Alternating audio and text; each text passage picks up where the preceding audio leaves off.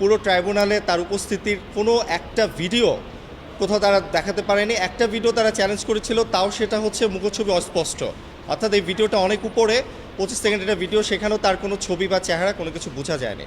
আর prosecution পক্ষ বলছে যে ইন্সপেক্টর হচ্ছে কমান্ডিংয়ে পড়ে। অ্যাকচুয়ালি বাংলাদেশ আইন বা আন্তর্জাতিক আইন কোনো আইনেই একজন ইন্সপেক্টর কমান্ডিংয়ে পড়ে না, এবং তিনি হচ্ছেন 3 নাম্বার, একটা থানার 3 নাম্বার র্যাঙ্কে পড়ে। অর্থাৎ প্রথমে হচ্ছে ওসি, তারপর হচ্ছে ওসি তদন্ত, ইন্সপেক্টর তদন্ত, তারপর হচ্ছে ইন্সপেক্টর অপারেশন নিরস্ত্র।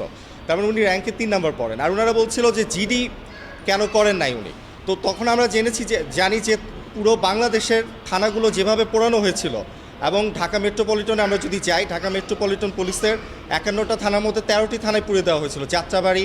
তারপর আমরা যদি যাই যে বাড্ডা থানা, ভাটারা থানা হতে শুরু করে বিভিন্ন থানাগুলো পুড়ে দেওয়া হয়েছিল, এবং শাহবাগ থানা তো হামলা হয়েছিল। সেখানে সে জিডি করবে কীভাবে? জিডি করার মতো তার পরিবেশ বা পরিস্থিতি ছিল না, এত পরিমাণে পুলিশের উপর হামলা হয়েছিল ওই সময়। তো আমরা আশা করি যে ন্যায় বিচার পারব, যেহেতু নুরেমবার্গ ট্রায়ালও 3 জন আসামি খালাস দেওয়া হয়েছিল, এবং পৃথিবীর বিভিন্ন আন্তর্জাতিক অপরাধ ট্রাইব্যুনালে অর্থাৎ যারা নিরপরাধ তাদেরকে কিন্তু সাজা দেওয়া হয়নি এবং তাদেরকে খালাস দেওয়া হয়েছে। এবং আমরা আশা করি সাদ্দাম হোসেন অভি। জিডি হচ্ছে যে তার অ্যাক্টিভিটিস বা স্পেসিফিক রোলের উপর তার একটা জিডি করতে হয়। ওই জিডিটা হচ্ছে প্রসিকিউশন পক্ষ বলছে যে সে কেন জিডি করে না।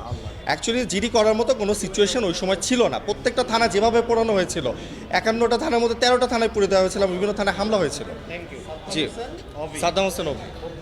জি জি, মাত্র ইন্সপেক্টর আসুন।